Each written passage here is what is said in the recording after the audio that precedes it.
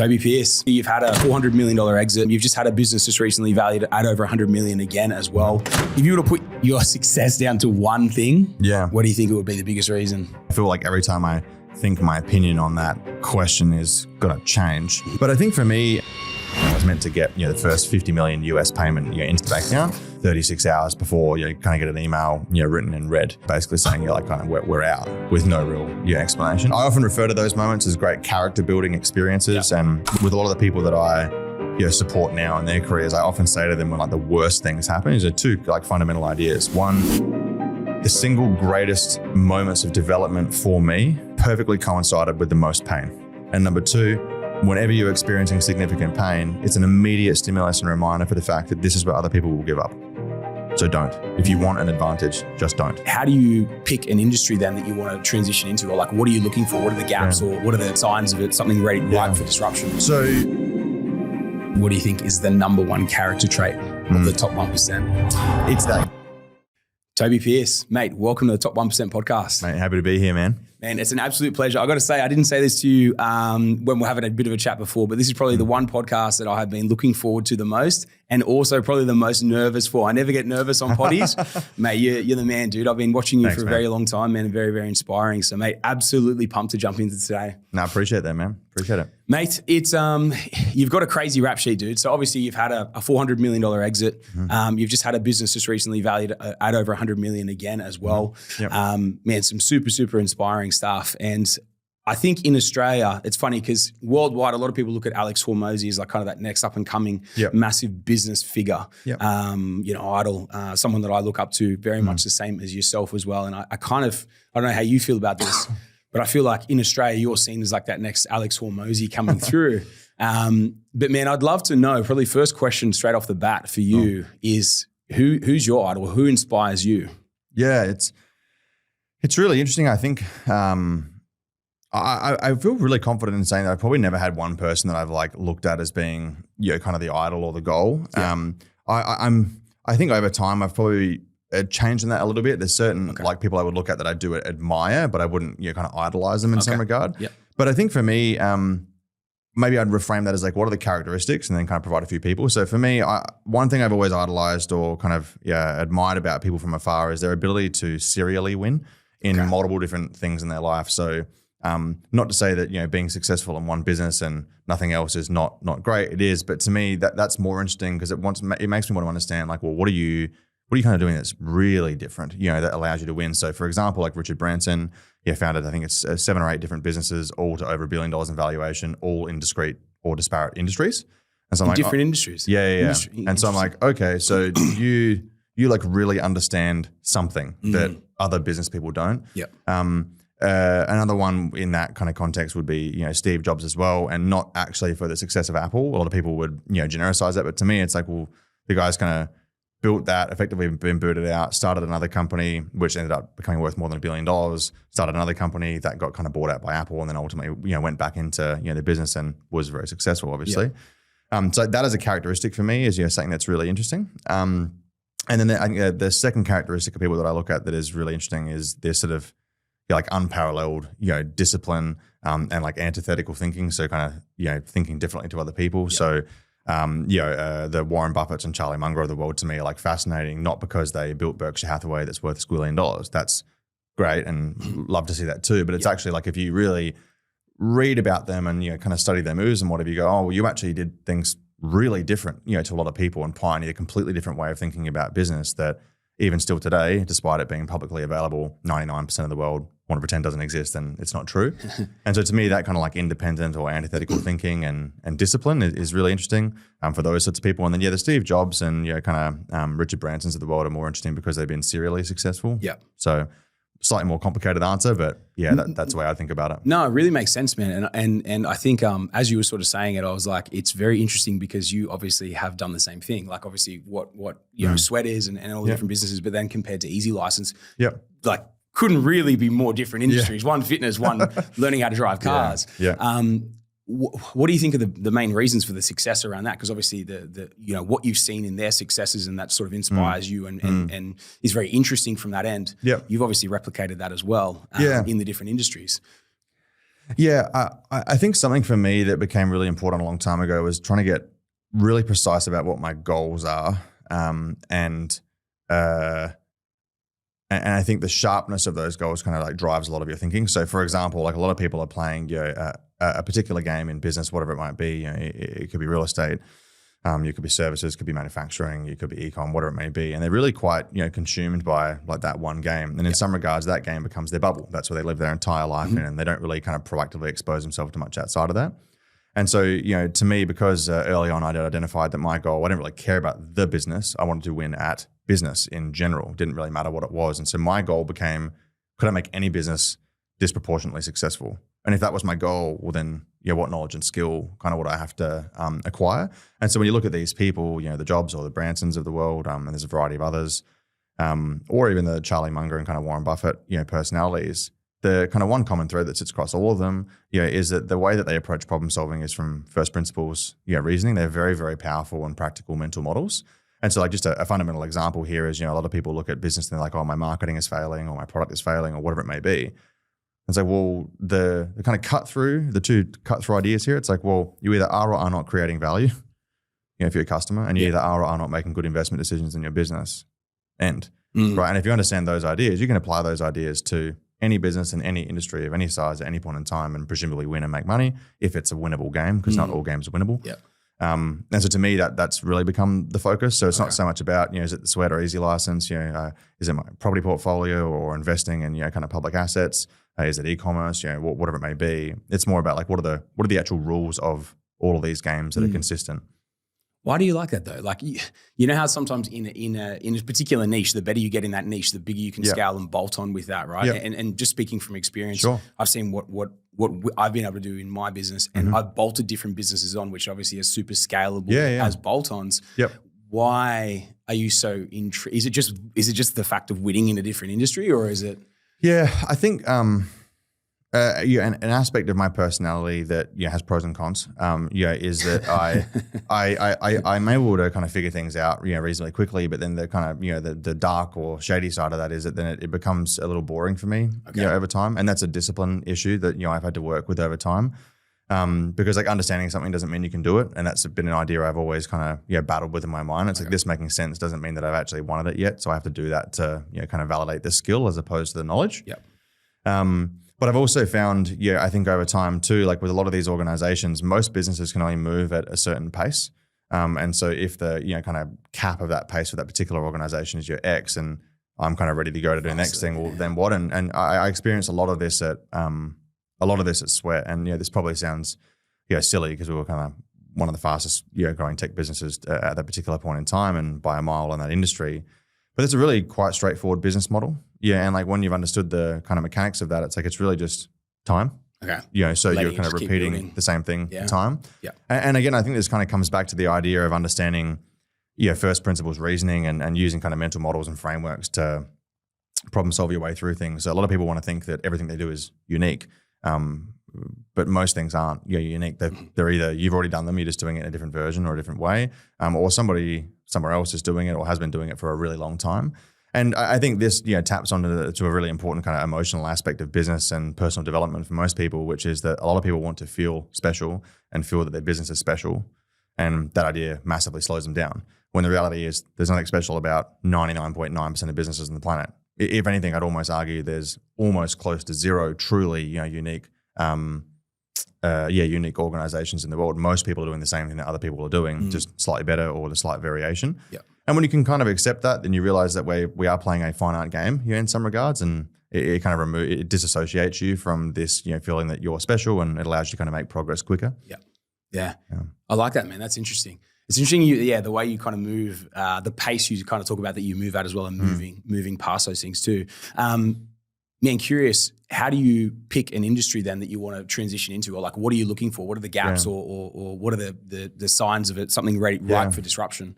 Yeah. So in a really strange kind of way, I'm not really like industry specific. When I look at things, I'm more, and so this partially comes down to the fact that I can only play you're in a space where there's opportunities available at that point in time, unless I want to make my own opportunity, which is like literally start from scratch. And for where I'm at in my particular career right now, that's kind of potentially a much slower route to where I want to go. So, if you were to do kind of an objective analysis about the way most wealth has been created by most successful business people over time, one is real estate, and then the other really big one is actually through business acquisition. So even when people look at companies, and so when they look at companies like Apple or Meta, or Google or Microsoft, like a gigantic portion of their enterprise value actually comes from acquisitions. Interesting. Right? So like Google, for example, huge business, but YouTube is a really decent portion of their income, right? And if you look at Apple, a huge portion, your GarageBand, iTunes, Siri, Beats, all of those organizations were bought. They weren't built. And there's a very practical insight there that is it's much, providing that the business is good and the IP or whatever is good, depending on what you're buying for, it's much faster to do it that way. It's more expensive, but it's potentially faster and lower risk. And these organizations and people like that win that way. Warren Buffett and Charlie Munger won through acquisition. Like, yes, they had clever strategies about how they capitalized that, but they ultimately won through acquisition. So for me, starting from scratch with new businesses is actually slower. And because of that, then I can only buy businesses that are A, kind of financially good, B, have founders or owners who align to the way that I want to work, and C, kind of that I believe have upside opportunity over the next kind of 5+ years. And the definition of like good becomes really, nuanced over time. Like if I said to you, what do you think a good property is now, versus what is a good property 5 or 10 years ago, I'd be very confident you have a very meaningfully different answer. 100%. Yeah. Yeah, that's interesting, man. Okay, sweet. So you're more looking for like what's sitting there that can be potentially optimized, or who do you align with to take it to a different level, rather than so it's not startups, it's acquisitions and then growing from there. Yeah, and again, like just to be clear, that was a bit of a learning for me. So I'm probably through a variety of different means in about 25 or so, what you would probably call like startups. And I'll probably make some money from that, and that will be great. But in terms of the kind of real like cash flow accretive or kind of enterprise value accretion, a lot of it's not actually going to come from that. That's a quite high risk, kind of low and slow method. And two, I think unfortunately in the in the finance space, not that dissimilar to the real estate space, there's a lot of ways that people make money, but they're not necessarily like scalable long-term, ways to make money. And so over time, by virtue of kind of doing this and failing quite a lot at it, there's been quite good sort of learnings on that journey about trying to identify what is actually kind of worthwhile and meaningful over time. But it's no different to any kind of skill set or pursuit in life. So when you're talking about like the finite ability of that as well, is that more looking for opportunities that you can see, like one of those businesses potentially has room for rapid expansion or rapid scale, and then positioning for an exit? Well, so for me, my view on this has changed quite a lot. I'm not anti exiting businesses by any means. But I'd say my emphasis on that is almost inverted. So if I was having this conversation in 2019 or 2020, I'd be like, nah, you pretty much only build businesses to sell. Like that would have been the whole worldview. A better understanding of financial analysis and I guess a better understanding of the cycle of business. More often than not, the right answer or the best answer from a financial perspective is actually not to sell. If anything, I'd actually say a lot of wealth is destroyed, through the exit process. But a lot of people don't. Again, a lot of people don't really understand that. And just the simple answers basically are, preparing to exit. Number one, number two, fees of exit, and number three, tax. Upon exit. And so the example I often give people who are running small businesses is, let's say they're doing 10 million a year, $20 million a year. And I'm like, oh, what'd you sell for? And they're like, oh man, 25 million. I'd be so happy, like life-changing. I'm like, talk me through that. We go, okay, cool. 5% of the fees. So 5% of the enterprise value will go to fees. Another 25% will go to tax plus or minus. So maybe round it at 24 million. That brings us down to 16 million. After that 30%. At that 16 million, well, what do most people do with their money? So immediately after an exit, because most people are not that sophisticated at managing their money, probably myself included, and so they go, I got $16 million, I'm going to buy a $5 million house, and that'll get you a small to medium-sized house in a nice area in Australia, depending on where you want to live. Okay, cool. So now I'm down to 11 million. Normally you buy a car or two and a holiday, so there's another million gone. Cool, and you're at 10. Okay, so what are you going to do with the 10 million? And they go, oh, well, I'll invest it. And you go, well, why would you invest it? And they go, well, to generate cash flow. Or to, capital growth. So you've just sold a $25 million business to effectively get a house in 10, right? But then the 10, even if you're a great investor generating 10% cash on cash, which almost no one in the world does, right? You'd be at max making $1 million a year, presuming that's mostly personal income. After marginal tax in Australia, you got about $500K left. So you sold a potentially, $24 million business, probably making you a few $1 million a year cash to make $500,000 a year with no lifestyle benefits, with no enterprise value in the background. So the maths doesn't really make sense for most people, like unless you're kind of liquidating it, 100 mil plus. And to be honest, even then the numbers still don't really crunch out great. I think a lot of the world think that, you sell a business for 25 million, 50 million, 100 million. And they think that, you're in K-cost, like on a $50 million yacht, flying in private jets, but that's just not practical. Like it's not only not practical, it's like, it's multiple zeros away from that. It's a long way away from that. Yeah. It's interesting. Okay, so you've changed the viewpoint on it because you were thinking, well, it sounds like it's come from the learning as well of the exit piece. Yes, you get a large sum, but if you have that continual cash flow, especially if it's multiples as well, 100%, it's on repeat, right? Yeah, and I say to people all the time, scare them a little bit. I always say to them, I'm like, oh, like you got 25 million bucks in the bank. It only costs you 500 grand a year or whatever to live. Yeah. If you never ever change your lifestyle, if there's never ever any inflation, if you never want to go on another holiday, if you never want to buy another car, if you never want to upgrade your house, if you never ever make any mistakes in your life and nothing unexpected happens, that money might last you until you're 50 or 60. Yeah.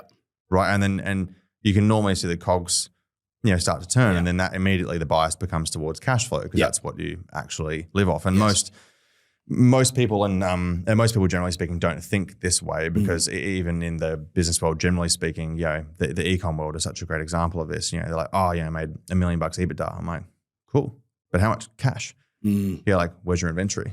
Like, how's your cash conversion cycle? And most of them aren't really familiar with this idea. So they realize that, $1 million in profit might actually be 100 grand in cash. Yeah, right. And these are ideas that are not commonly understood very well. Yeah.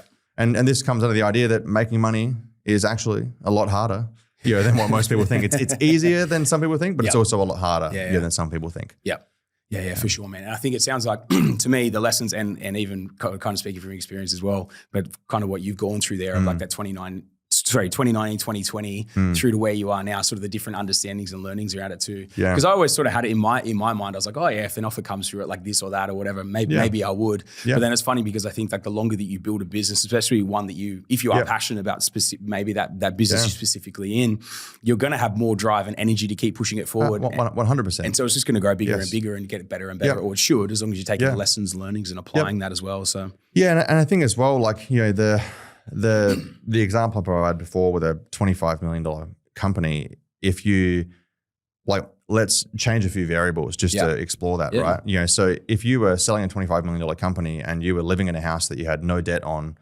right? Well, then it's probably a different conversation because you'll probably end up with net more money. Yeah. But how many people do you know that are building their first time company that's worth $20+ million that have no debt on their personal assets? It's like almost zero, right? And so, and again, unfortunately, a lot of founders kind of go through this process where they do this, they kind of jump on that like hedonic treadmill, they kind of continue to improve the quality of their life and the cost of their life, based on their business being more successful, and whether they do or don't get to an exit, is kind of irrelevant. But then at a later point in time, maybe 2 or 3 years down the track, they realize that starts to catch up with them and they're like, oh, actually I've got that tax bill. Okay. But now I live in a $10 million house that cost me 200 grand a year to upkeep. And that's all after tax income. And so like people don't very often have that foresight. And I made all these mistakes, early in my career, but people don't often have that foresight, and so sometimes making a bit of money quickly actually it can be quite dangerous. Yeah, for sure.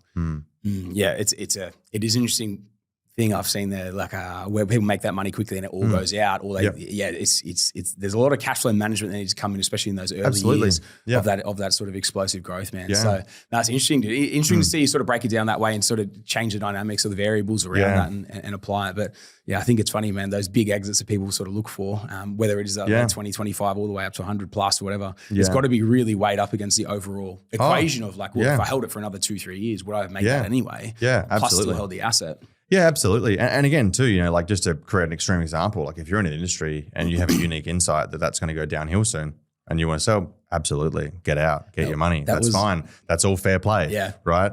But, like more often than not, most people are not running a successful business and going like, oh, in 2 years, this thing's going to change and the whole thing's going to blow up. Yeah. And even if they are, normally there's not other people with money who are silly enough to not be aware of that who are going to want to buy your business anyway. Yeah.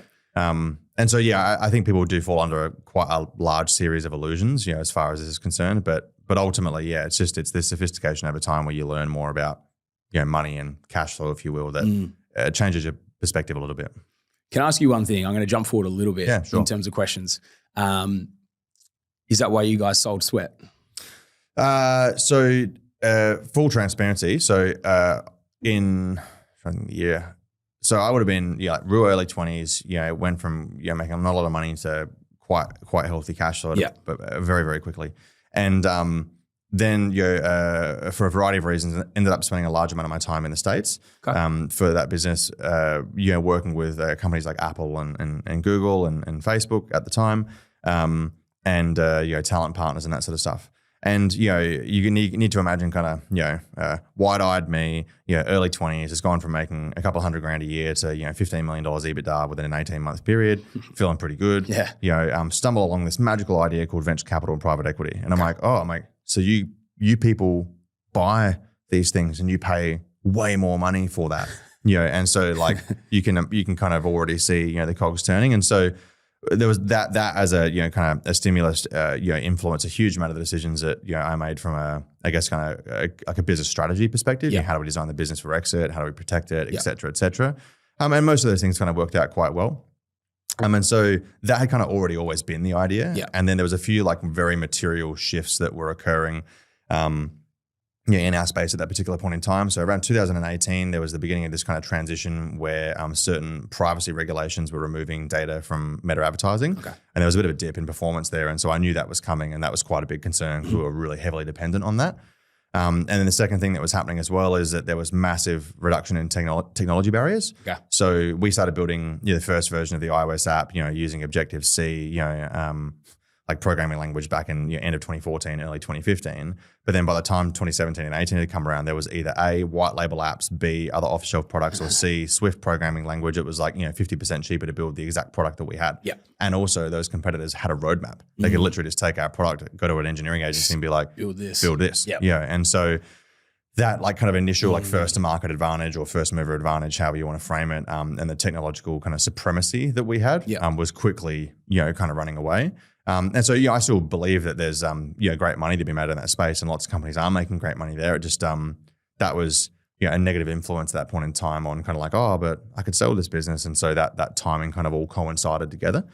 And conveniently, interest rates basically went to zero, SPAC deals, special purpose acquisition companies, and IPOs became what alike. So it was quite like a frothy market. And so it just happened to be a pretty kind of convenient, storm of things to come together at the same time. Wasn't it towards the end of COVID though, in terms of when you sold Sweat? Yeah, so we'd kicked off the sale process like kind of quite early on with that. And so honestly, I think we were probably like the actual transaction close was probably like towards the end of that like frothy period. There was still quite a lot of silly deals that had gone on, and still quite a lot of silly IPOs that had occurred since then.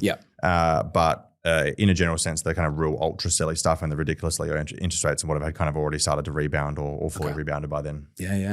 Interesting, man. Yeah, because I remember when I saw the sale and the timing of it, and then probably like once COVID had wrapped up and everything, I was like, man, like what's the timing on that thing? Like to your previous point of saying when you can see the end of a market coming, or the end of an industry coming, being that online training when COVID's wrapping up and everyone wants to go back and start going to gyms and all the rest of it. Absolutely. It was, it sounds like the frothiness of the market as it was, but then combined with that sort of perfect storm timing of probably ultra exit, timing for exit. It was, man, I always looked at it as a crazy masterstroke in terms of when that sales finally was kind of going through. It was good timing. And I think, that particular experience, because, before that we'd actually, signed a deal that fell through like 2 days before we went to get paid. Which was, kind of a year prior. So we'd actually done another deal, which blew up for a variety of reasons.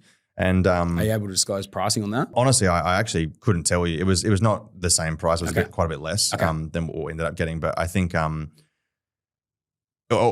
main detail I remember basically was being incredibly excited. I think it was January the 4th or something. I was meant to get the first $50 million US payment into the bank account, and obviously that's pretty exciting moment. And then like sort of 36 hours before, kind of get an email written in red. basically saying, like kind of we're out with no real explanation. Really? So I literally still remember I was standing on Alfred Street, which was the street behind our office, at a particular point in time on the phone to a really good friend of mine, literally just pacing up and down the street being like, what has just happened? So it was a great, I often refer to those moments as great character building experiences. And with a lot of the people that I support now in their careers, I often say to them when like the worst things happen, is there two like fundamental ideas. One, the single greatest moments of development for me perfectly coincided with the most pain, number one. And number two, whenever you're experiencing significant pain, it's an immediate stimulus and reminder for the fact that this is where other people will give up. So don't. If you want an advantage, just don't. Keep going. Yeah. And obviously it's really easy to say that on the other side, of all this pain, 10 plus years being kind of violently assaulted by the business world. It's easy to say that now on the other side. But, for the people that are going through it and, now when I'm having these conversations with people, you can almost see they're like, I get it. I agree with you and I'm willing to have faith in you and what you're saying. But like right now, this still burns. Yeah. Like, this is really painful. And I think for a lot of people, the idea of resilience, like this presents this idea of resilience, right? That, the people who are able to experience like significant pain and still go left foot, right foot, left foot, right foot, over time, they're actually the people that go on to succeed because no amount of like genius or creativity or some regards, even luck is in perpetuity. That's never ever long term. You might make some money today, great. And I'm really happy for people who that happens to. But if you want to be serially successful or perpetually successful, it's this.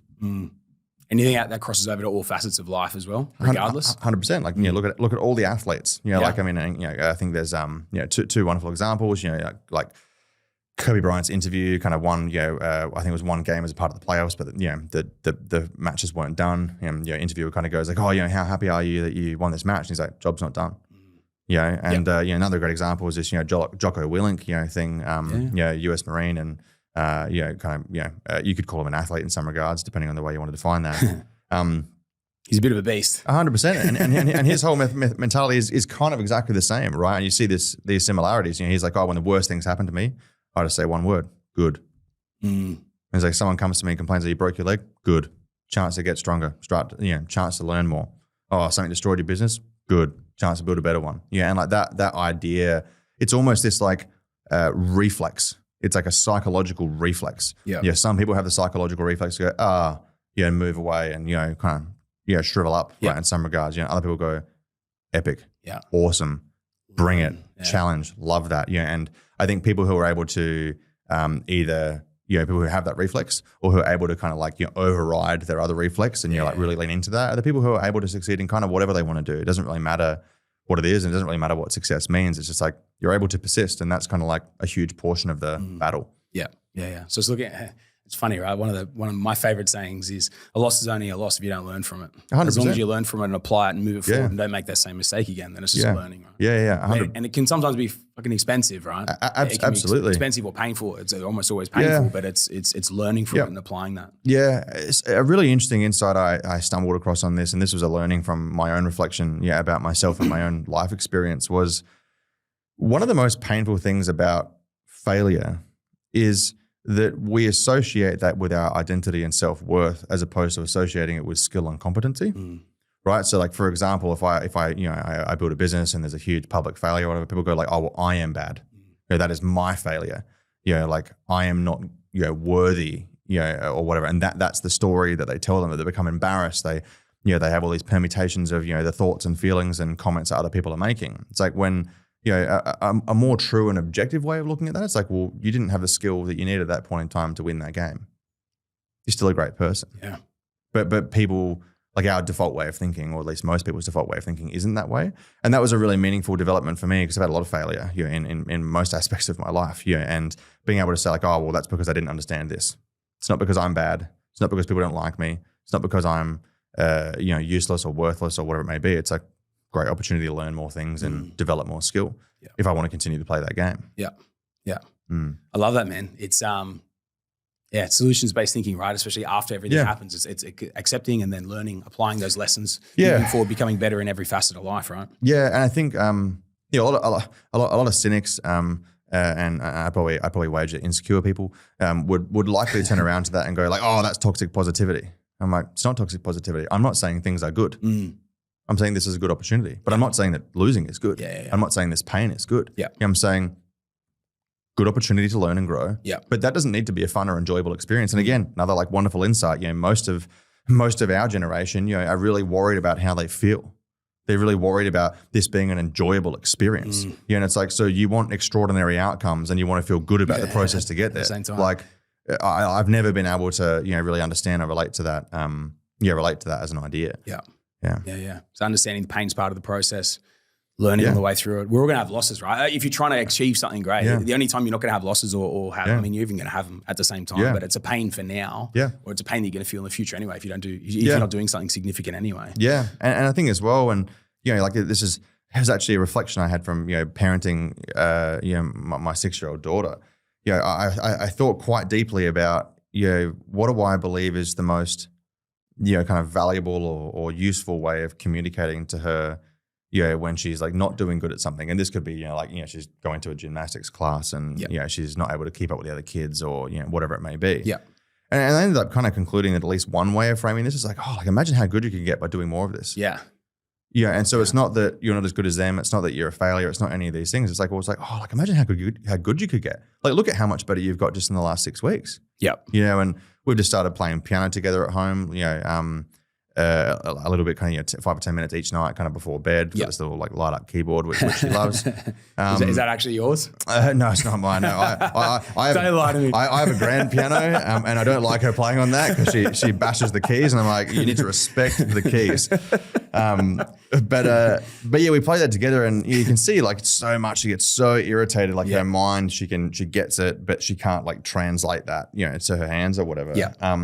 And every now and again, when she's, kind of, riled up about that, I'll go back a couple of classes, in this app that we use and she'll do that. She'll go, oh, this is so easy now. Smashes it. Yeah. I'm like, oh, do you remember like when that was really hard for you? And she's like, yeah. I'm like, well, like look how far you've come. And she's like, oh, isn't that cool? And she's like, yeah. And I'm like, oh, imagine how much further you can get. Yeah. And it's a really simple idea. And a lot of these things kind of sound very, I don't know, in some regards, like futile because they're such like small minor details, but they're actually quite significant because that's a story that she'll tell herself. She won't tell herself a story from, having a parent who was like, oh, well, yeah, like, you're not any good, work harder, which unfortunately a lot of people, do get. For sure. Hopefully, the voice in her head will be like, oh, like, well, look how far I've come. How far could I go? Like, let's see how far I could go. And, that's a line I say to myself all the time, similar to before when things get really hard. I'm like, how much of this pain can you tolerate? Show me. How much pain and discomfort can you tolerate? Because at the end of the day, that's kind of the, to point before, that's the path. Yeah, for sure. Even like it sounds like the little 1%ers as well. Like it's like it's showing her the other side of it. I was like, oh, you still smash this. You know what I mean? And that's easy now, being able to keep moving forward. The 1%, I think so much of the 1%ers is literally just keep going forward. Oh, 100%. You're going to be shit at stuff all the time, but it's like, that's the only way you get better is by continually getting that continual practice, right? Absolutely agree. And I mean, I would argue in some regards that like most people should give up on achieving anything big in their life and instead just focus on doing the small things well. Yeah, because like a lot of people start and they go like, oh, I want to build $100 million company. I'm like, well, start with a $1 million company. Or even start smaller, sell your first product, or even start smaller, build your first product. And most of the companies that I've worked with or kind of invested in, like there's really clear patterns here. Like if you see people who are kind of like well documented, organized, structured, kind of objective and measured, in their approach to decision making. Maybe the game they're playing isn't a big game. Maybe it's not a big industry or whatever it is, but they'll do really, really well in that space in relative terms. Versus people who are playing in a much bigger industry in a much bigger space, but are sloppy. So like if you just do the small things like really well, don't be worried about moving quickly. Don't be worried about doing snazzy stuff. Just do the small things really well. And eventually that will compound and get you where you want to go. Yeah, for sure. And so often in those little niches, it can actually be very interesting how much that niche can explode, right? Like 100%. So many different things that should only be small, but then whether it goes viral or whether it just takes off or whatever it is, it can really pick up in a big way in a specific niche. Whereas sometimes that big industry can also be saturated by big names. That's extremely hard to compete with. Yes, exactly. Sometimes it's almost like a better avenue to be able to go down. And if you're passionate about it as well, you can push it a lot further too. Well, and this is the whole thing as well, right? I say to people all the time, I'm like, you got to figure out what you're interested in. Like I use interest or curiosity as a proxy for passion, because I think passion has like a lot of negative, association. People think they have to like love it and like be obsessed with it. I'm like, well, are you interested? Are you even curious to kind of pull away that next layer? And I think like, a lot of things in life and in business are made much, much, much easier if you're just genuinely interested in it. Yeah, for sure. Like it's really hard to do stuff that you're not interested in. And again, that's a skill if people are kind of interested in pursuing that. But yeah, I think being able to focus on things that you're interested in and then relate other ideas to that are interesting. And one of the best examples I see with first-time founders who are earlier in the journey is like, oh, like, I hate finance. Like I hate numbers. I'm like, okay, mate, well, but let's make that interesting to you.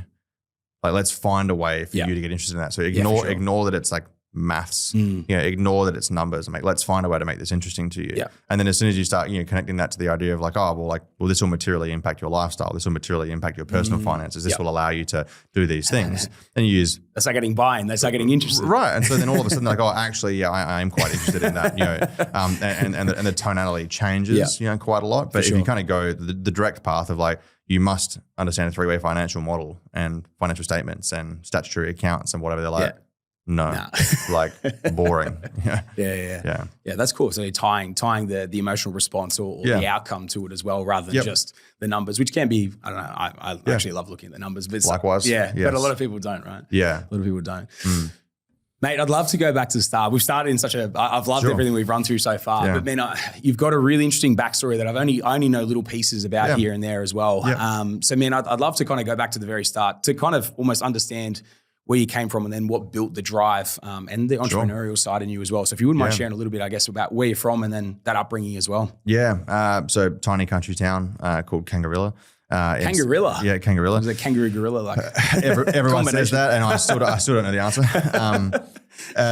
But yeah, we only really had, depending on the way to find the suburb, like a few hundred people kind of living in the area. I think early on in my primary school, we only had like 4 classrooms in the whole school or something. It was really small early on. 20 students across kind of 2 or 3 years. It was quite small. Yeah. And so, kind of kicked off life there. Ended up getting really interested in music early on. Played like classical piano from quite a young age and was not too bad at that. But throughout high school, pretty useless. Terrible student. Not really good at doing a lot, to be honest. Typical entrepreneur, buddy. Got expelled from one school. Really? For what? Just literally just getting too many detentions and suspensions. Nothing in particular interesting.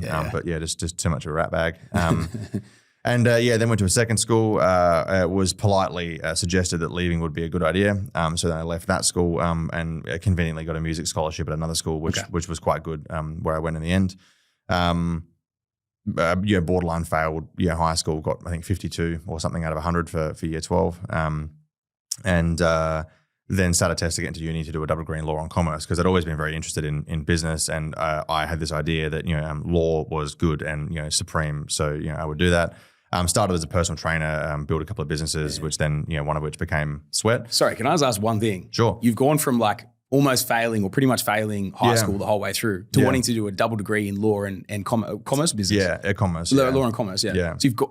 That's just blowing my mind a little bit, man. In the last year of school, I left home and was kind of bouncing around in friends' houses and living in my car and whatnot. I really, like most teenagers, incredibly kind of insecure, and I had attached this idea in my mind that money meant good. And money meant worthy. And success, And then so based on my current knowledge at the time, I was like, these qualifications and this like area of study is a good path there. I'm also interested in business and the way that kind of money works. Okay. I'd been reading about that for some time. By the time I'd finished school, what's called a STAT test, which is I don't know what it stands for, but a tertiary aptitude test, I guess, to kind of score me because my year 12 score was so bad. Yeah.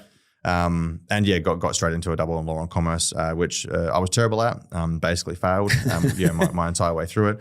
But in the background, I was kind of already running a couple of small businesses, which I'd started, which were really just practical problem solves because I couldn't work. I was working 3 jobs basically full time and I couldn't study and kind of do those with work hours in the right way. So I ended up having to kind of leave those jobs, start personal training, which was flexible, and then do the study. Eventually that kind of turned into Sweat and a variety of other things, and then the rest is kind of like history now. But I think I was like by no means a good kid or a good student or any of those things at all. Like I honestly couldn't be further away from that. Yeah, man. There's some little anomalies here that I kind of want to pick apart just for a second, if you don't mind. Sure. You started playing grand piano as a kid. Well, sorry, the first piano was like $350 antique from a store, but So you're playing piano as a kid. Yeah. Yet you are extremely low score. Like you're not really caring about school. You're getting expelled. All this sort of stuff. You're moving around all the rest of it. Not that interested in it. Yeah. you left home at 15, 16, I think you said, Yep. kicking around between, living in your car, living in mate's house, all this sort of stuff, effectively homeless, which I think you've put it that way before as well. Yeah. Then moving on to like also having an interest in business at the same time. Mm-hmm. It's just like, it's a weird mix, if you don't mind me sort of saying, no, you know what I mean? It's a weird mix of like, what was it happening? You know what I mean? Or what was the drive? Yeah. I mean, like, honestly, like, in my household, like we really did not have a lot of money. Okay. And that frustrated my mum a lot. And then by virtue of that then told me that was frustrating and so on and so forth. And so like earlier in my career, I was a pretty blunt instrument, like I incredibly socially unaware. And my first day at it was at Genesis Fitness, which was a fitness chain at the time. I think they're actually dead now. But at the time, I kind of walk in and they're introducing all the personal trainers, and first, girl walks up and goes, "Oh, I love fitness. Played netball my whole life. I really want to help people." Next person goes, "Oh, I love weightlifting. I really want to help people get strong." And I walk up and I'm like, "I'm actually just here because this is convenient, because I'm at university. I need to make money, and my goal is to be a millionaire before I'm 25." And silence, like complete silence. And pretty much like almost immediately after that, most people in the gym hated me because they thought I was an arrogant prick. Which, to be fair, that's probably not unreasonable at the time. But I didn't really understand that. Like I was just like so goal focused. And it never even occurred to me that was not achievable. I don't know why. It had never ever occurred to me that was A, not achievable, or B, strange. Yes. And C, in some regards, that's also not like actually success, right? Like that's just it's a moniker for success, if you will. And so, like through that particular period, like even getting into fitness, that was kind of accidental. I'd always played sport as a kid, but I was actually a really skinny music nerd. Okay. Like that was kind of who I was, but I hurt my back towards the end of high school. And so I had to lift some weights to rehabilitate. And then I just happened to meet a friend at the gym who's still one of my really close mates now, who was a bodybuilder. And I was like, oh, now that's pretty cool. That looks good. And then so a lot of these things were kind of almost serendipitous in some regard. It wasn't like it was never some big strategic plan. And I always like to try to be super honest. So the goal was always pretty clear to me, but I didn't know I was going to get into fitness. Like I didn't know if I was going to do music. Kind of hated that by the time I got to the end of it. Like I didn't really know what I wanted to do. Yeah. I liked business generally. Didn't even really know what that meant at the time. Yeah. Like I was actually for my birthday for Christmas last year, my dad actually gave me a framed like A5 piece of paper. So this big, it's in a small frame, and it's my handwritten notes from before I'd started university, where I was reading about like economic equilibrium and profit maximization in economics before starting, because I just liked it. Right. And I was like, I really was like ultra obsessed with this, like kind of really early on, but I didn't really know what that meant at the time. Yeah. Right. Why were you upset? Like, what about business? You know what I mean? Like at that young age, because dude, you're like a teenager, you know what I mean? And you've come from like a poor household. Yeah. Well, why business? You know what I mean? Like it's. I think, to be honest, I don't actually think it was about business early on. I actually think, I think I had this inherent, interest or kind of obsession with really trying to figure out the way things worked. Okay. And then over time, if that's kind of a gun pointed at a target, the target has changed. So I always kind of wanted to know what worked. As a kid, I'd kind of pull apart DVD players and PlayStations and computers, put them back together. Like I always wanted to know how that worked. And then later in life, it was about how do people work? How does business work? How does money work? Trying to understand these ideas. Yeah, for sure. And I think a large part of that was because for most of my life, I didn't really feel like I could relate to people. Okay. So I could relate to things. Yep. And I was like, I'll work with the things. Yep. Because I couldn't really build good, relationships with people. Yeah. Makes sense. Makes sense. Okay. Sweet, man. No, interesting. Yeah. It was funny. I was kind of like, you're going through these different things. I'm like, man, none of this is like, you know what I mean? Like formulating. It's very, I definitely feel in some regard that's like a reflection of a lot of people's lives in retrospect. It's always like, this feels very disparate. But then if you kind of go play by play, you're like, actually I can kind of see how that makes sense. Where everything sort of played through. Yeah. Okay, sweet, man. So dude, tell me how it then eventuated into Sweat. So you become a PT, you've also studying law and commerce at university. Yep. How does this turn into Sweat, and where does that sort of start building from there? Yeah. Get really angry one day at my marketing teacher at university because this was sort of,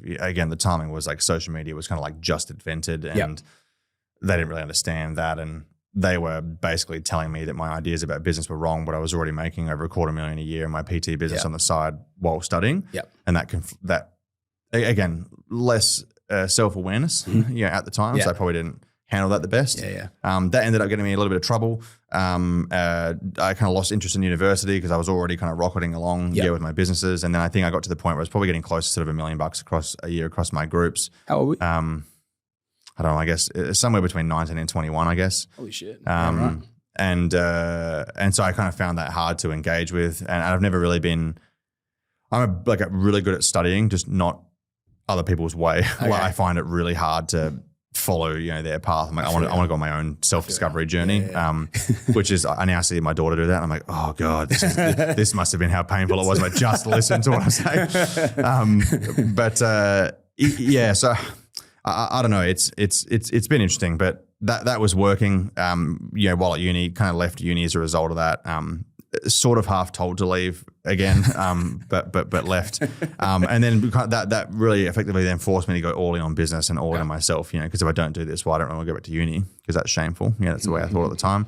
And so went all in on business, which then eventually became ebooks because I kind of saw that was a trend that blew up like effectively overnight. Nothing to do with me, just very fortunate timing.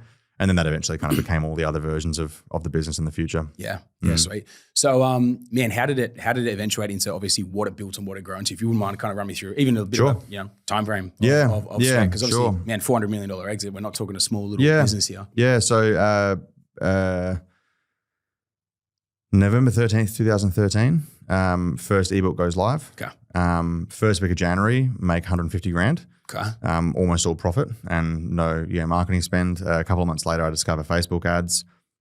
Within 12 months, we're on a run rate to do 10 mil EBITDA. Then I discovered venture capital and private equity in the States. I also discovered software engineering, and I also discovered that mobile apps were becoming important. Yep. Built mobile app, completely destroyed that. That was terrible.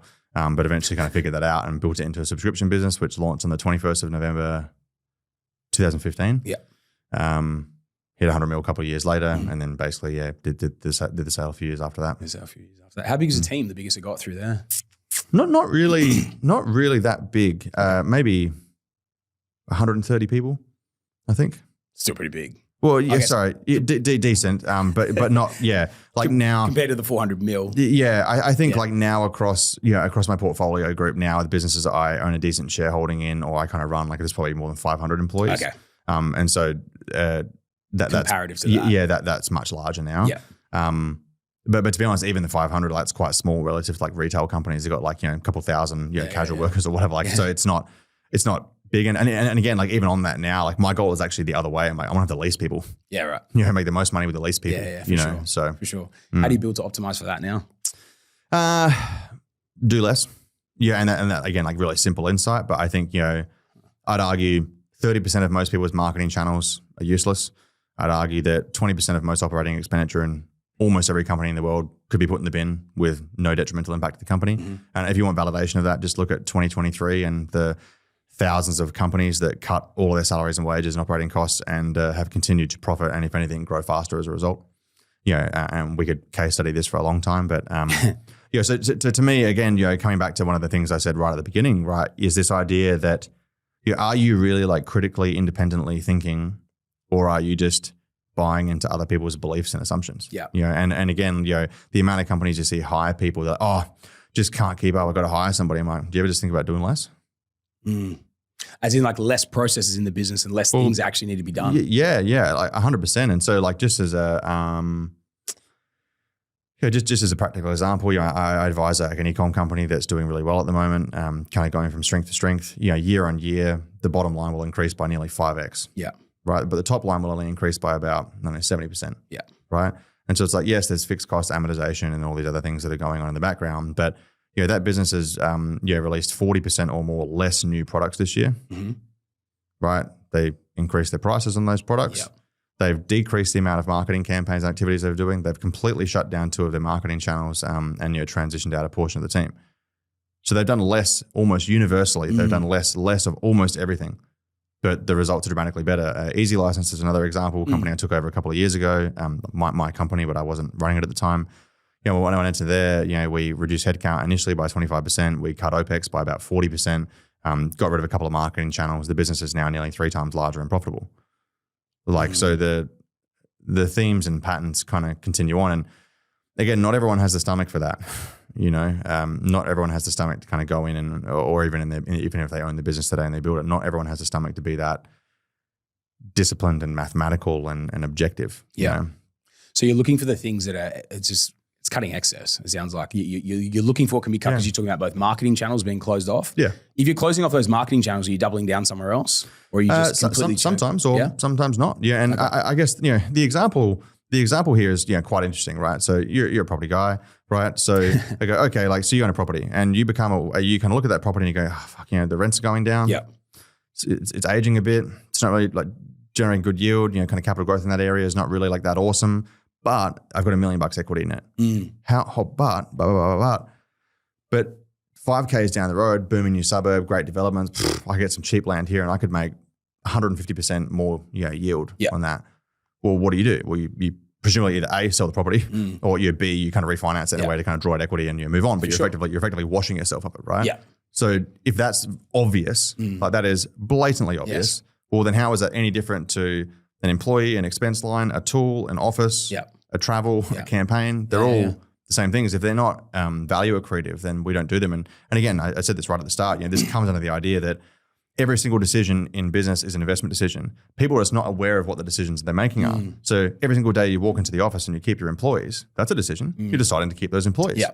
Right. Every single time you walk into the office, you're deciding you need an office.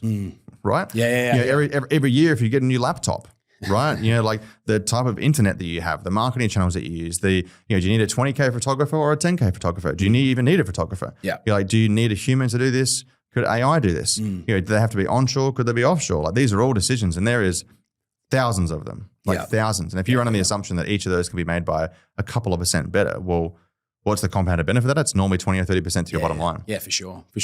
Yeah. It's interesting, man, because that's exactly how with what you were talking about from property before. One of the biggest things I say is treating your portfolio like a business. If a property's done its run, if it's done its thing, you bought it at a certain price point, it's gone to where you were hoping it went to or further. The run looks like it's out of the tank. You're just going to hold it. Over the next 10 years, if it doesn't do anything, inflation's going to eat away your profit. Markets, like other markets, are going to boom. So what's the opportunity cost of hanging on to it? Your yield's going to be average. To be able to do anything else with the equity, you have to pull it out, which is going to be additional expense. What if you cut it, you sell it, you clear the debt, you bank the profit, you move 100%. it? 100%. And a lot of people buy into this like sunk cost fallacy idea, right? It's like, I've come this far, I should just keep it. And on the property front, like I did the same, my portfolio, I think, through 2022 in Adelaide, because I had a whole bunch of properties I built, had developed, sort of 5 to 8 years prior. I'm like, depreciation benefits slowing down, growth's been really strong, rental yields kind of not as strong, but growth's been great. I'm like, well, this is probably a good time for me to kind of, wash the money and move on and find something else, right? And as I did, but I think a lot of people forget that changing nothing is still a decision. And unfortunately, over time. So initially, my approach was to articulate it this way to people, but then I realized that was maybe a little bit. It's just a bit. They can intellectually understand it, but if they don't have the skill, it's hard to grapple onto. The alternate method I've been using, over the last 6 or so months has basically been saying, well, depending on your industry and your business, you've got a set of kind of conventional margin goals. In your company, so let's just use company X. The industry, good industry standard will be like 20% bottom line EBITDA, subject to kind of, generally accepted accounting principles, right? Okay, cool. If you're running at 10%, well, then you're 50% below average. So somewhere your investment decisions are poor. And that could be leaking somewhere. Yeah. So you're either not charging enough, or you're not acquiring enough customers, or kind of the proxy of those two is you're not really creating enough value, whatever that may be. Or the way that you actually operationalize your company, in the back end is incredibly inefficient. And that's not leaving too much at the back. 100%, and that's not an opinion. Like you're just wrong.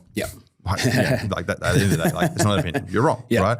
And so this comes back to that resilience piece. If people are happy to acknowledge, that in that case, it's like, oh, well, if people in my industry who are doing really, really well are hitting 20% bottom line, I'm hitting 10% bottom line, well, then I'm not doing really well. And then they can argue that away as long as they're like, but we grew revenue by 80% last year. Cool. But if you were doing really well, you'd be able to grow about 20% on the bottom line. And if not, well, then why are you growing? Because what are you growing for? I mean, this is another whole topic, but like I think a lot of people grow for the sake of growing, and I did, not realizing that you're growing nothing. If anything, you're actually regressing, because going from 100 mil to 200 mil and 20% bottom line to 10% bottom line, you just ran really hard to stay still in a general sense. Right. And if anything, it's much harder to then course correct that in reverse. So you're better off experiencing the pain up front and just not deviating too far from your goal, call it 20%. Yeah. And growing slower because the growth isn't real anyway. Yeah. It's a fugazi. Yeah. Right? Yeah. Fugazi is my favorite word. It's a whole, I have a group chat on my phone with a few mates and the chat is literally called Fugazi. So I hope they listen to this and they hear me say it on. I've got a funny story on too, but it's got to be off air in regards to this one. But you'll love this. But man, no, I love that. It's an interesting thing, dude, because the way, with what you're talking about there, because it might be a Fugazi of you might grow the rev line, but if the bottom line's actually depleting or staying the same. What have you grown? Yeah. What's the point? Yeah. And so, and again, the kind of like technical view of this, if you will, is that, you should make enterprise valuation decisions based off of valuation methodologies that are kind of consistently relied upon. Mm-hmm. So, and traditionally speaking, most sophisticated, transactions are boiled down to discounted cash flow, for businesses that are making profit, right? And so if that's true, if a business has gone from 100 mil and 20 mil, so top and bottom line, to 220, right, you've halved your efficiency, right? So theoretically, your cash flow is actually the same. Yep. Right. So you're not actually acquiring any more free cash flow for the firm or free cash flow, to equity. And so I think a lot of people don't understand that idea. You might be bigger and that might be cool, and you might kind of get more high fives from the bros and the better media headline, but you've not actually made any more money. Yeah. Yeah, man, I can very much relate to this personally, if you want me to share for a sec. When we grew from, we were doing exceptionally well. We were super lean at like a team of 8, man, and it was like a 85, 90% profit margin. It was crazy. Yeah, awesome. And then I was like, no, well, let's double down on that. Let's go to the next level. And then you go to the 15 and all of a sudden it starts dropping to like a 60%. You're like, okay, shit, hang on a sec. And then I remember I went to, we went up to about 20 and then it just depleted further. And I was like, and this was probably 3rd, 4th year in business. And I just realized I was making almost the same money with a team of 20 as I was with a team of 8. I had 12 more people I had 150% staff. More headaches, more complexity. So much more going on. Yeah, and also too, I think like for the people that you work with, it's like, I'm really like kind of firm on my, behavioral standards and performance standards, but I'm also really firm on my leadership standards. Yep. Yeah, and I think if you're going to be a leader of those people, it's like you want to create a good environment for them, allow them to develop, allow them to learn, et cetera, et cetera. And a lot of the time, some of that, kind of grace is lost. Yeah. When you're kind of rushing to grow to the next level. It doesn't mean you can't have a bigger team and be a good leader. That's not what I'm saying. But I think a lot of the time when you're making those decisions to kind of grow for growth's sake, no one's really winning. Yeah. Whether it's kind of the owner financially or sometimes even the team members too. I think it comes down to the lessons around it as well, though, because what I realized, and I agree with you 100%. And that was where I went to the level when I was sitting at that, and I realized we're at the same actual bottom line dollar value, even though the rev had increased, team had increased, but when I was only making the same as a team 8. That's when I looked back, okay, well, what was working at those levels? Yeah.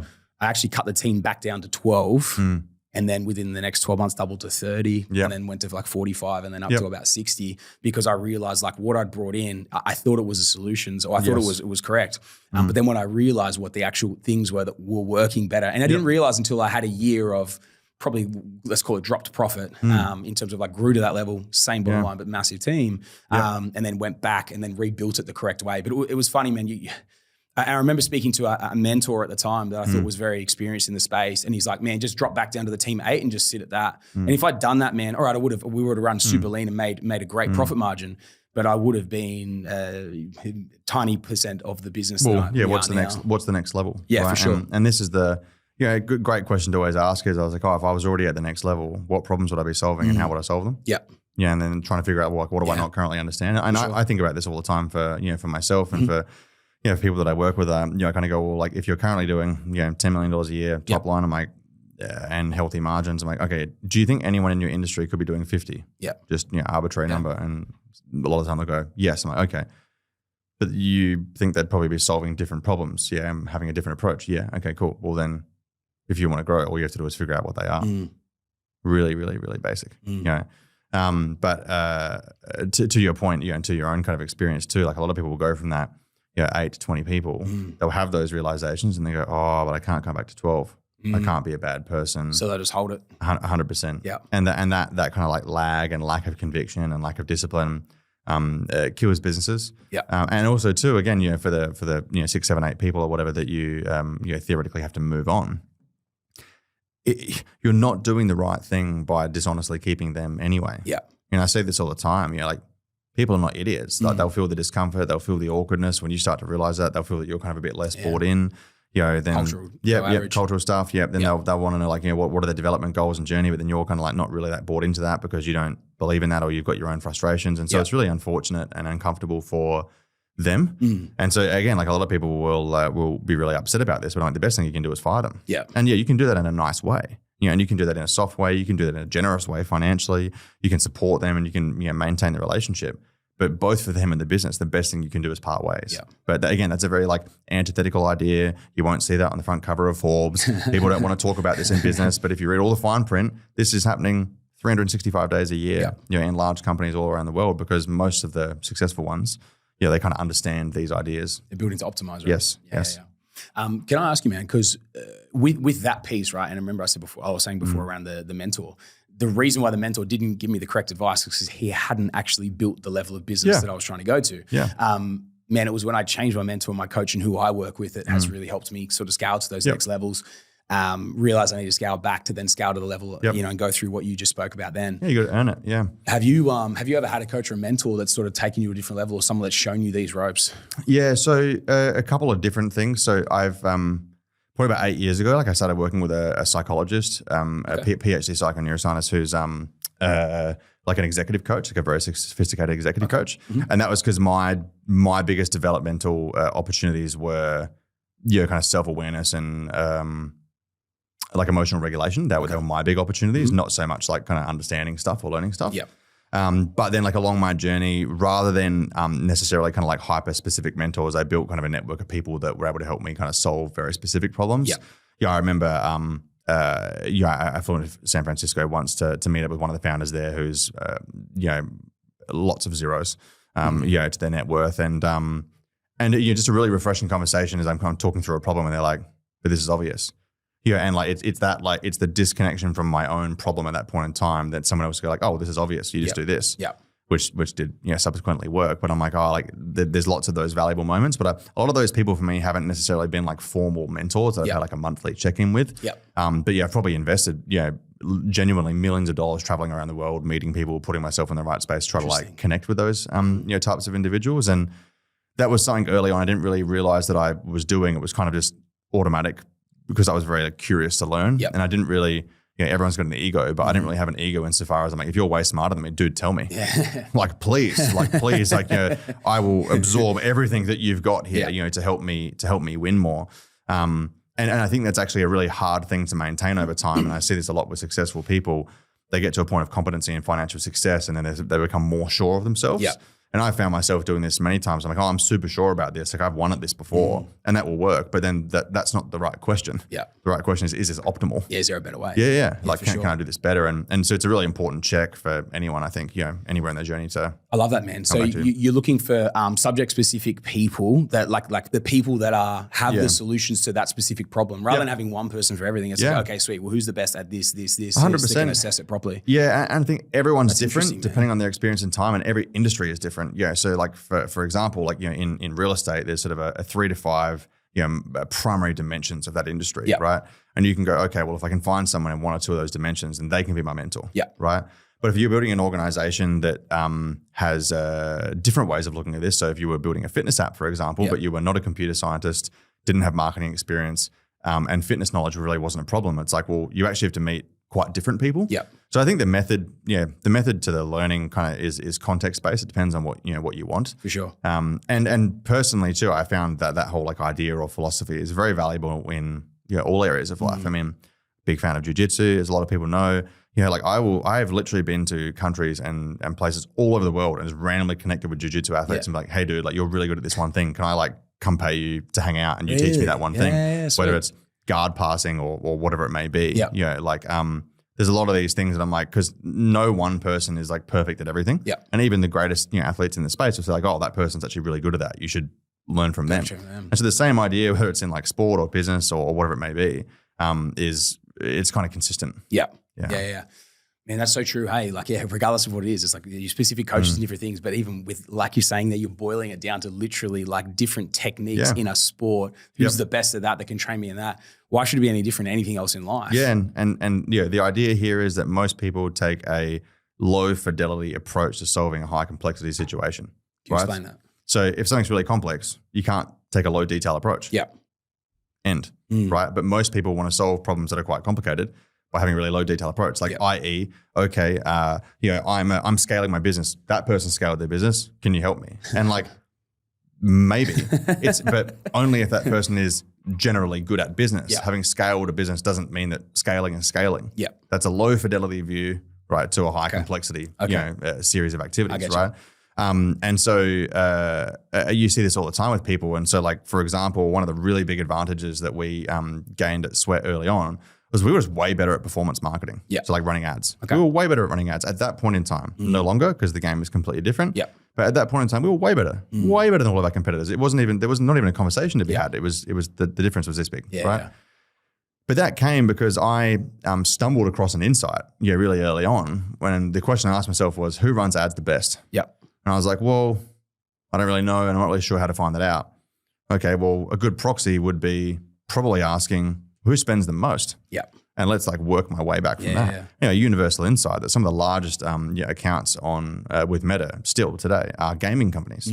Yeah. They are just like, it's almost, it's like jaw dropping. Yeah. Like how much money they spend and also how much better they are. Yeah. So I went and met with a whole bunch of gaming companies and data scientists from gaming companies in America and in London. And I'm like, what do you guys do? Like, how do you think about this? Yeah.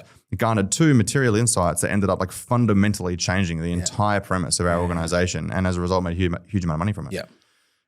But yeah, so it's not always formal mentors. It's knowledge. Like where are you gaining that from and who has it? Yeah. And it sounds like you're trying to saturate yourself with everything from different levels, not just like, not even just 1 or 2, whatever. It's like, even like that's such a different sort of approach to it. Yep. But they've built these crazy things and they've got so much exposure to what actually works from that front as well. Yeah. I love that, man. Yeah. And like, one really valuable lesson, kind of in some ways gifted to me early in my career, I asked someone, I'm like, you're really, really advanced in psychology. If you had to read 10 books, like what would you read? And they're like, these 10. I'm like, cool, couple weeks, bang, done. Read all the books, come back and I'm like, awesome. They're like, well, what did you learn? Yeah. And I was like, I'm like, honestly, I'm not really sure I learned anything because every single one of these people disagrees with the other people. Yeah. And then the person I was talking to was like, exactly. I'm like, and this is the whole point. I'm like, so you have to openly and willingly disagree with people so you can then have your own independent opinion of the situation. Yeah. And you'll see this again and again and again in business that lots of people have different opinions because they have different industry experience, different tenure, different time. And different experiences the whole way through, right? Yes. And so you shouldn't take, like, unless it's kind of first principles reasoning, you really shouldn't take anyone's kind of like worldview or experience as truth. Yeah. It's a truth or a version of truth, but it may or may not all apply to you. Yeah. Yeah. I love that, man. Dude, you look at things so differently. It's so interesting to sort of unpack the way you do it, man. Honestly, it's I've sat with some pretty high level businessmen. The way you think and the speed, man, I find it very interesting the way you assess all these different things and even the way of just being so open to learning from different things. It's not just I have all the answers. It's like, well, who else can teach? What else can I learn from all these different industries and juggernauts and everything, right, across the whole thing. So I love that. I love that. It's it's my brain's popping off. Right? Even in my business, like thinking about the different things as well. It's cool, man, and different people I want to have a chat to. Man, I'd love to know with yourself and obviously your wife, Rachel, super, super successful in her own right as well. Man, how's the dynamic of both of you being extremely high performing, individuals and business owners and everything as well? How's the dynamic of that? How's that play out? Honestly, it's awesome. Yeah, it's awesome. Next question. Yeah. I mean, like honestly, I don't think that I could have found a better person to spend my life with. Okay. Yeah, and I don't even mean that just in a professional sense. Like I think in a personal level. I think for her and where she's at in her career, something I discovered like really early on was that there's a small amount of people in the world that actually really love business. Lots of people do business, but not a lot of people love it. They want to talk about it all the time, think about it all the time. They're on 24/7, and she's one of those people. Okay. She really loves the game. So it's her portion of the game. Yeah. And that's great for her. But I think like that kind of like real shared passion and interest is really, really good because we can spend a lot of time doing and talking about the things that we love. Yeah. But I think then in saying that, obviously there's definitely everyone has their limits, and we have some like really basic kind of agreements. We're like, look, if one of us is kind of tapping out, so then we both tap out. Okay. And we change track or whatever we need to do. Yeah. Is this in terms of a conversation? Yeah, like just with work in general, like a lot of the time, you're like, last week, we finished at the end of the week and we literally sit down on the couch, just before dinner time, we literally just look at each other and we're like, nah, nothing. We've got nothing left. Like we are literally empty, like fully running empty. And we literally sit in silence. I'm like, burgers, and she's like, I'm like, not Betty's, Patty's, Patty Smith's. Oh yeah. I'm like, burgers. She's like, yeah. I'm like, Patty's. She's like, yeah. And I'm like, no tomato, no cheese. She's like, yeah. I'm like, cool. Silence. TV. Yeah. And so like, I think relationships are complicated and you kind of have to be able to relate on a variety of things, interface on a variety of things. But I think for us, like business is such a huge part of our life, but it's not like a huge part of our relationship because it's a huge part of who we are. Yeah. I think we've found a really great way to make that work. But I think it also, there's a huge degree of kind of shared respect that sometimes we don't want to be in that space and we're both okay with that, despite both of us being very kind of, bought into, that part of our lives. Yeah, for sure. And I think that's important. And, some people would look at that and go like, oh, that's not balanced. Like you guys, can't do this, that, or the other. And I'm like, well, but we're happy in our relationship. Yeah. So, and everyone's is different, right? Yeah. That's cool, man. That's really cool. Man, I love it. Sharing that side of both being so business passionate as well. Man, you can tell the way your mind ticks. Like, you need someone. Like it sounds like you would need someone like that to be able to sort of bounce off and run through and everything as well. And and I think cool. It's interesting. Sometimes she's telling me that she wants to switch off, and sometimes vice versa. I'm telling her the same. But I think does she put you in the padded cell? Or look, I think the one insight for me that came out of my relationship with Rachel, which is continuing to kind of shine through, is I think that if you have a huge amount of respect for your partner and you have a huge amount of respect for what they want to do with their life, everything becomes much easier. Interesting. And I think that sounds really obvious and simple, but I think it's really not. Okay. So like just the second piece, if you have a huge amount of respect for what they want to achieve and do with their life, and I emphasize their life, it's not your shared life. You have a shared life together where you do things. Yeah. But they're still their own person. They still have their own identity, like fully separate, from the relationship. Yeah. And I think being able to kind of acknowledge that, and that's an ego and a security thing for all people in relationships. But I think being able to get to that point via respect is really important. Yeah. Because it allows you guys to be intense and weird in your own ways, and then go off and do your own things without kind of judgment or whatever. And I think that's a really important, almost like kind of requirement for successful long-term relationships. Yeah. Yeah, for sure. Having that individual sort of life aspect each, right? 100%. Yeah, absolutely. And we support each other in both of our careers in kind of different ways at different points in time. But that's because we're bought into the fact that that's the other person's life and we want them to win too. For sure. And so if she goes on to make X dollars, or she goes on to losing a lot of money, or vice versa for me, it's like both of us, we've already kind of agreed and committed to the fact that that's cool. Yeah. Because we want to fly close to the sun. Yeah. We want to kind of see what that's like, Well, high-performing entrepreneurs do, right? That's right. Man, I've got a couple final questions for you, but just before we jump into those, I'm curious as well, the change in dynamic potentially for you. Yep. Obviously, you got congratulations on the baby on the way very soon as well. Couple of weeks, Man, congrats. Yeah. Man, it seems like everyone's having babies at the moment. My ops manager's about to go off. One of my other dudes is about to go off. Everyone's having them at the moment. Literally, it's crazy. yeah. What happened 8-9 months ago? Mate, I don't want to shock you or upset you, but I think it might have something to do with our age. So the older you get, I think the closer you get to that point when everyone starts having kids. But fair. No, it's a good time. You shocked me. It's a good time. Man, when you had your daughter, how did that change you? Did it change you anything business wise or anything the way you approach business or life in general? I mean, not so much like on the business front. I don't think. I think lots of people have their own reflections about that. Sure. I think it's definitely made me a more patient man. For sure. I think. I think the biggest your psych would be happy with that. Yes, I would agree with that. I think the biggest thing for me has probably been for me the journey early on. Like I quite struggled with connection early on, and I hear about this quite a lot from men in particular. Yep. Some women even as well. For that first sort of 3, 6, 12 month period, depending on kind of the situation. But that was like really hard for me early on. But then after that like transition period, it almost kind of was like a full inversion to the opposite. Like it became so much fun. Like I had like a little best friend, and all those sorts of things. So even tonight, Rachel's going away for 2 nights because she's got a baby moon with her girlfriends. Anna and I have got a date tonight. Ooh. So we're going out to pasta because she really loves Italian food. And so you get a little date tonight and we do all that. So it's like having a little best friend. But yeah, that's sick. But I think for me, like it really changed my mentality about like quality of relationships and priorities in my life. I think a lot, and I didn't really expect or anticipate that at all. So from a professional standpoint, the only real impact was probably I prioritize a lot more fiercely because I wanted to have more time out of that. Whereas before having a kid, what were my main needs? Like yes, maybe a relationship with a significant other. Maybe I want to do some jiu-jitsu, but really work was pretty much everything else, and I liked it that way. But obviously, having kids, that changes that. And that's fine. That's actually a really big positive.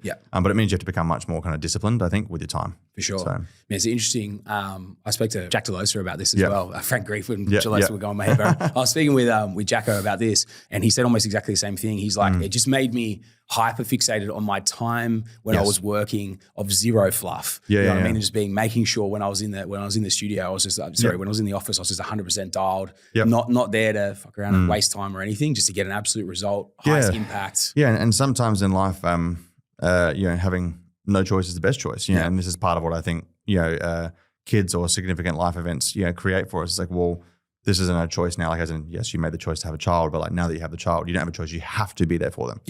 But they are dependent on you. And so by virtue of that, your time is reduced. And so therefore you have to move other variables. And if you don't, then you're probably going to get very, very frustrated. So yeah. I love that, man. Dude, a couple of last questions for you. Sure. This one I hope it's okay to ask. Obviously you built Sweat with Kayla. Has been reacquired and obviously working back with her as well. How's that dynamic? Obviously, I think she's about to get married. You've obviously remarried with a baby on the way and everything. I hope it's okay to ask, but just the dynamic, it really intrigues me of being able to come back together and work in a business sense from that end, man. Absolutely. Rebuilding that company. Look, I mean, the short answer is we don't work together. Okay. Easy. Since that transaction had occurred, I don't have like any actual involvement with the company, so I'm effectively a fully passive shareholder. No different to kind of a variety of other businesses that I'm invested in. So honestly, it's not really any different to me kind of owning shares in Woolies. It's kind of the same degree of interaction. Okay, fair enough, man. Fair enough. That's sweet, dude. I was just curious, man, because I was just ticking over in my head. Beautiful, dude. All right, man. Mate, I have a couple final questions for you. If you were to put your success down to one thing, what do you think it would be the biggest reason? Persistence through pain. Persistence through pain. And honestly, I feel like every time I think my opinion on that question is going to change, I have another learning or like another experience where I'm like, nope, here it is again. Same thread, same learning. I think the persistence through pain thing is for me is definitely that, and I would argue for a lot of people probably is that too. They might distill it differently. But in my experience, not only for myself, but for other people I've observed too, it's like capacity to kind of experience significant pain and discomfort, but continue to move forward with or without a smile. Is kind of the big one. Mate, it's funny because my next question, which is almost the one I always finish with, is what do you think is the number one character trait of the top 1%? It's that grit piece, I would say. I would almost, and I would love to know if there's perhaps a more articulate expression of this, but I think it's this combination of like grit and industriousness. And so it's not just the capacity to keep moving, because lots of people keep moving. Lots of people keep showing up, and lots of people are actually like painfully disciplined. But then it's like this in the nature of being industrious to take things kind of into your own control, and you use your resources around you to kind of get the next, completed activity or completed task. So, you can keep moving, but you've got to keep moving and use leverage the things around you to facilitate progress. Otherwise, you're kind of you may as well be running headfirst into a wall. So you're moving forward, but you're not actually making things happen. And so I would probably nuance it that way. It's kind of that persistence or grit, with industriousness. Mate, the very first episode I ever did on this, I had my co-host on my property podcast interview me. And when he asked me that question, my answer was grit and perseverance. So, man, as soon as you said that, my face lit up because I was like, yes, the boys. Awesome. That's right. Man, I love it. Man, what's next for you?